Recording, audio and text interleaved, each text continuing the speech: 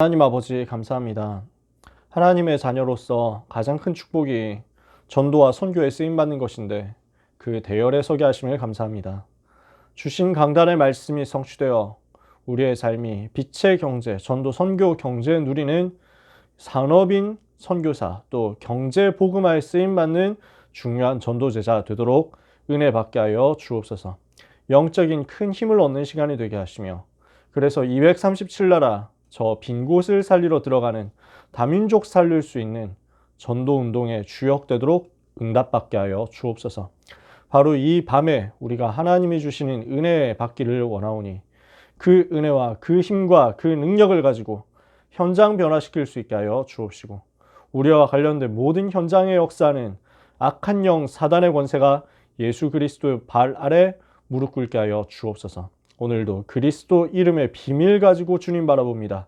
오직 성령 충만 허락해 주옵소서. 예수 그리스도의 이름으로 기도합니다. 아멘. 오늘 렘넌트가 전하는 현장 복음 메시지 27과 오늘 보게 됐습니다. 성숙한 그리스도인의 생활입니다.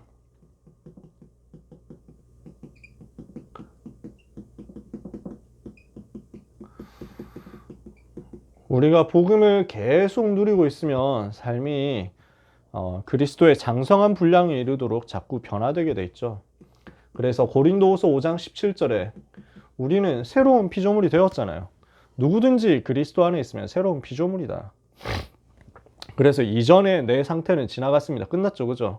우리는 새것이 되었다. 하나님은 이것을 우리에게 말씀합니다. 근데 많은 사람들이 이 부분을 놓치고 오해하고 있단 말이에요. 많은 사람들이 신앙생활에 대해서 오해를 하고 있습니다. 대부분 불신자들, 성도들 속에 한결같은 오해가 있는데요. 예수 그리스도를 믿는 것은 종교 중에 하나 선택하는 것이다. 이렇게 생각하는 거죠. 또 예수 그리스도 믿는다라는 것은 많은 것을 포기하는 것이다. 고생해야 된다. 이렇게 생각합니다. 오래된 성도들 중에서도 잘 믿는 것은 어려운 것이고 그래서 나의 것을 잃어버리는 것이다. 이렇게 생각합니다. 신앙생활 이런 겁니까? 전혀 그렇지 않거든요. 신앙생활이 고생하는 겁니까? 그렇지 않거든요. 우리는 다른 거하고 비교할 수 있는 내용이 아니거든요. 하나님이 우리에게 주신 예수 그리스도를 믿는다라고 하는 것은요, 이런 수준의 것이 아닙니다.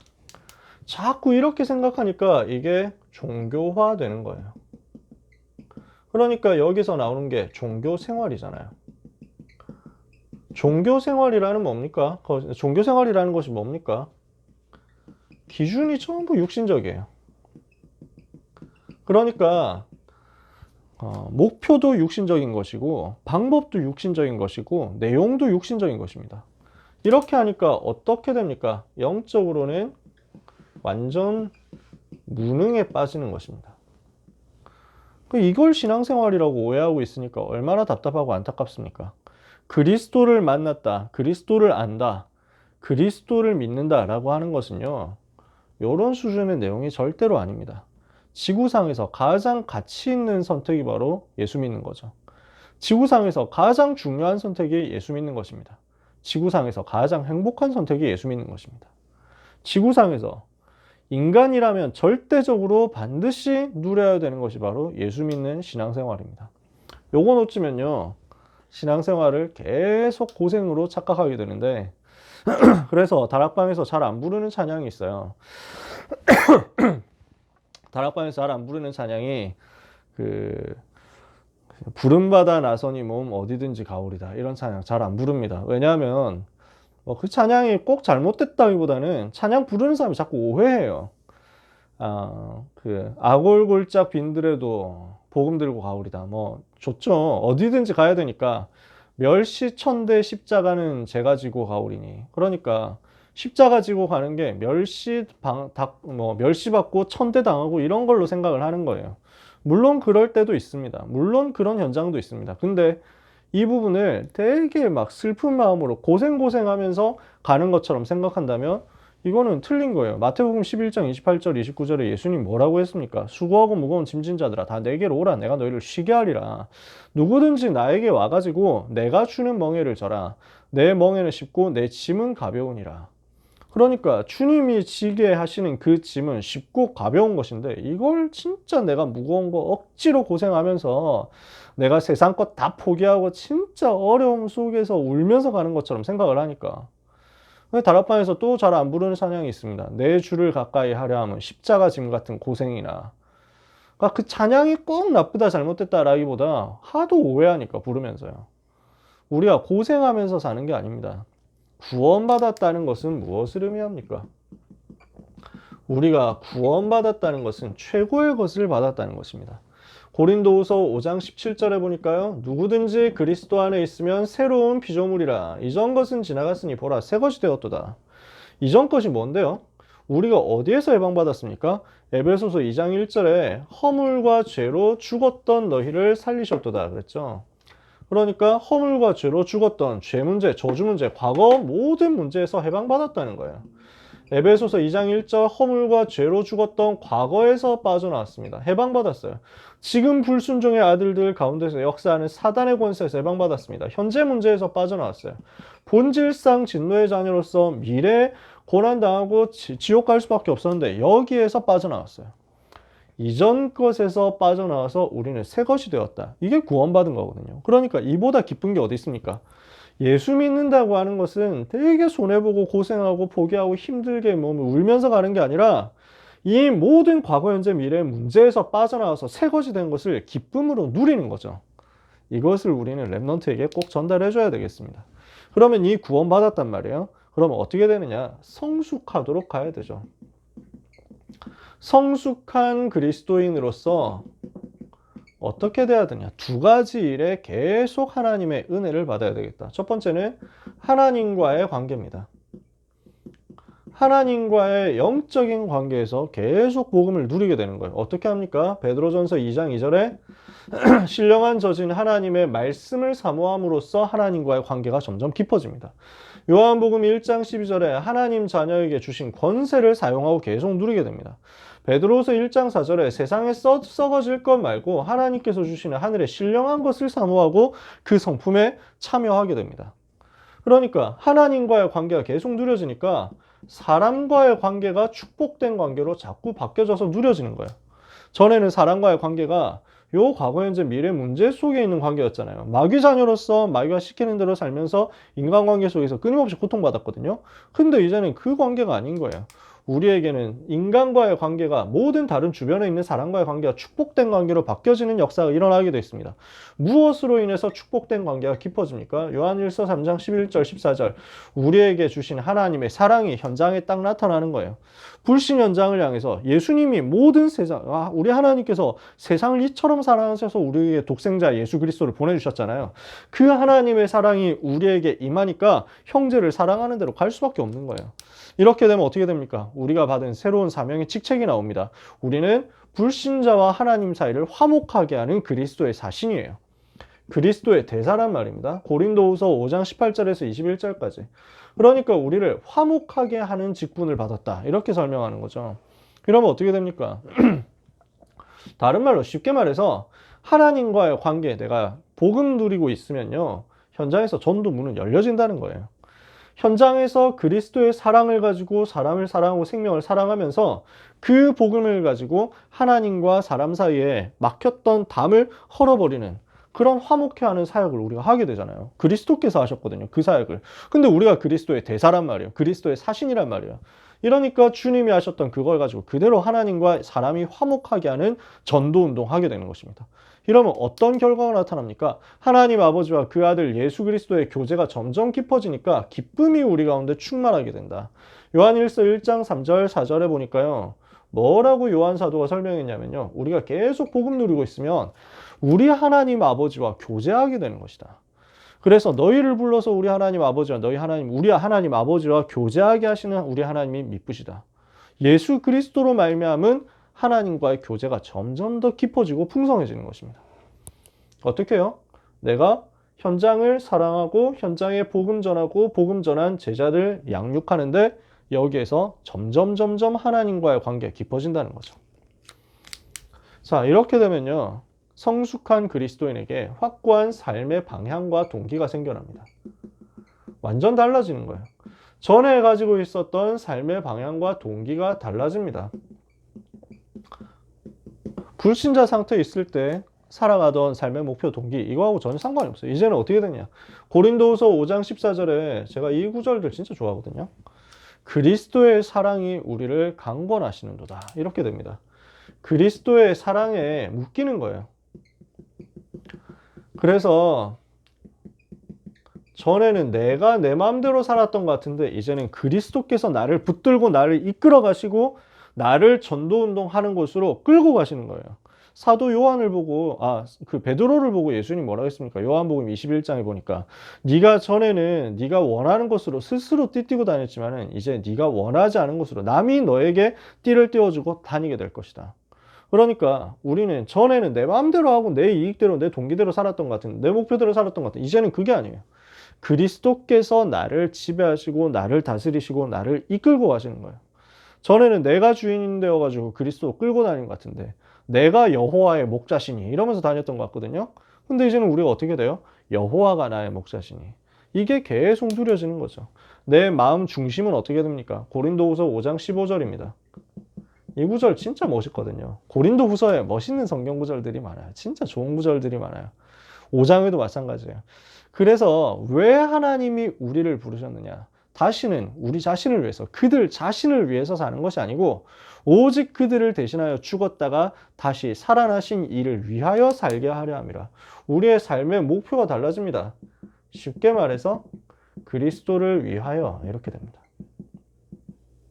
세 번째, 그러면 이제 어떻게 됩니까? 삶의 방향이 나옵니다. 골로새서 3장 1절에서 3절에도요. 바울이 이렇게 표현합니다. 그러므로 너희가 그리스도와 함께 다시 살리심을 받았으며 위의 것을 찾아라. 거기는 그리스도께서 하나님 우편에 앉아 계시느냐. 위의 것 생각하고 땅의 것을 생각하지 마라. 이는 너희가 죽었고 너희 생명이 그리스도와 함께 하나님 안에 감추어져 있음이니라. 우리는 위의 것 바라보고 살아가는 인생입니다. 그렇죠?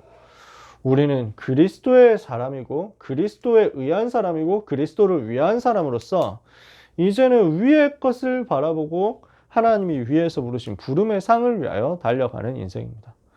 그래서 우리는 이것을 가지고 렘넌트에게 전달해야 되겠습니다. 이 복음 가진 우리가 절망에 처할 때도 있고 좌절에 처할 때도 있고 고통에 처할 때도 있는데 이때 무엇을 발견해야 되겠냐? 베드로전서 5장 7절에 너희 염려를 주께 맡겨버리라. 다 맡기는 거예요. 이는 그가 너희를 돌보심이라. 모든 염려를 다 맡겨버려라. 왜? 그리스도께서 우리를 권고하고 계시기 때문에. 염려하지 말고 염려를 맡겨라. 고통이 있으면 고통 맡겨라. 올 수 있는데 맡겨라. 로마서 8장 28절에 보니까 우리가 알거니와 하나님을 사랑하는 자, 그 뜻대로 부르심을 입은 자들의 모든 것이 합력하여 선을 이루느니라. 모든 것이 합력하여 하나님의 뜻을 이루게 되는, 선을 이루게 되는 원네스의 역사가 나타나질 거니까 염려하지 마라. 지금 실패하는 것 같다? 하나님의 절대 계획 있죠. 이 속에서 승리하게 될 거니까 염려하지 마라. 하나님은 우리에게 이것을 약속했습니다. 그렇다면 우리가 무엇을 해야 되겠냐? 지금 우리는 렘넌트에게 다락방 해주는 거예요. 그죠? 렘넌트에게 뭘 전달해 줘야 되겠냐? 우리 인생이 신앙생활이 성숙하도록 가야 되겠는데 어떤 단계로 가느냐는 거죠. 제일 첫 번째는요. 예수님 영접했잖아요. 만났잖아요. 그리스도께 무엇을 얻으려고 하는 인생입니다.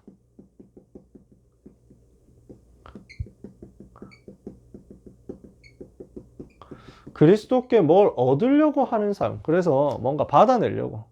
그게 좋아가지고 가는 게 있거든요. 그럴 수 있죠. 처음 영접했을 때 그럴 수 있잖아요. 하나님은 또 좋으신 하나님이어가지고 이런 기도에도 또 응답하신다니까요. 유치한 기도에도 응답하시더라고요. 하나님은 진짜 좋으신 하나님이에요. 근데 점점 하고 보니까 그리스도께로부터 오는 뭔가 응답이 좋은 게 아니라 그리스도 자체가 좋은 거구나 알게 돼요. 그리스도께서 모든 것 되는 삶입니다. 그리스도께서 모든 것임을 아는 삶입니다. 이렇게 점점 성장하게 되죠.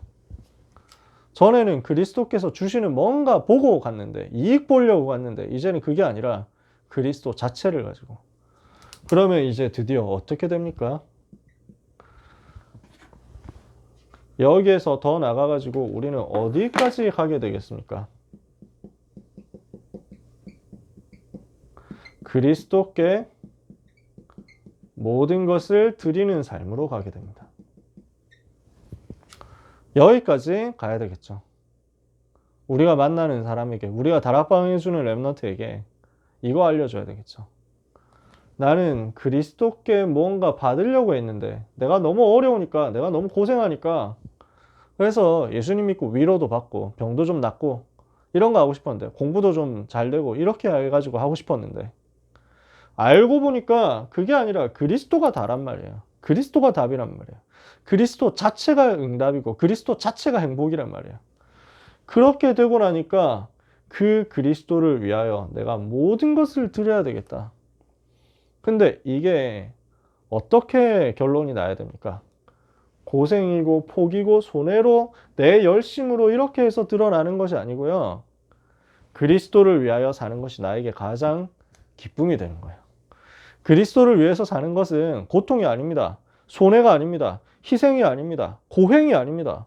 불신자 이렇게 생각한다니까요. 저기 많은 지금 막 신자들이 이렇게 생각한다니까요. 중세 시대에는 어떤 식으로 생각했냐면, 중세 로마교회 팀들은 어떤 식으로 생각했냐면 고행을 해야 되는 줄 알았어요. 예수 믿으려고 하면 자기가 되게 고생해야 되는 줄 알았다니까. 저 인도의 힌두교도들이 하는 거하고 똑같잖아요. 불교 신자들이 하는 거하고 똑같다니까. 근데 복음을 누리는 것은 그런 것이 아닙니다. 그분들이 하는 고생이 뭐 얼마나 사실은 뭐 이렇게 고생입니까? 얼마나 사실은 자기 욕심 버리고 훌륭합니까? 근데 그 훌륭한 것으로 과거, 현재, 미래 문제 해결할 수 없기 때문에 하나님이 우리에게 그리스도를 보냈잖아요. 그리스도를 알고 그리스도를 믿고 그리스도를 만나고 그리스도를 전하는 삶은 누림의 삶이죠. 무엇을 누리는 것이냐? 가장 큰 기쁨을 누리는 것이고, 가장 큰 행복 누리는 것이고, 가장 큰 즐거움 누리는 것입니다. 예수 믿는 것만큼 재밌는 게 어디 있습니까? 복음 전하는 만큼 재밌는 게 어디 있어요? 랩런트 살리는 것만큼 재밌는 삶이 어디 있습니까? 그죠? 여러분 이거 누리셨으면 좋겠어요. 그 그리스도 만나고 그리스도 말하고 그리스도 증거하는 것이 나에게 가장 큰 힘이다. 가장 큰 유익이다. 이렇게 우리가 고백하게 되었으면 좋겠어요. 더 이상 나는 땅의 것을 위해서 살지 않는다. 이제 나는 위의 것을 위해서 달려간다.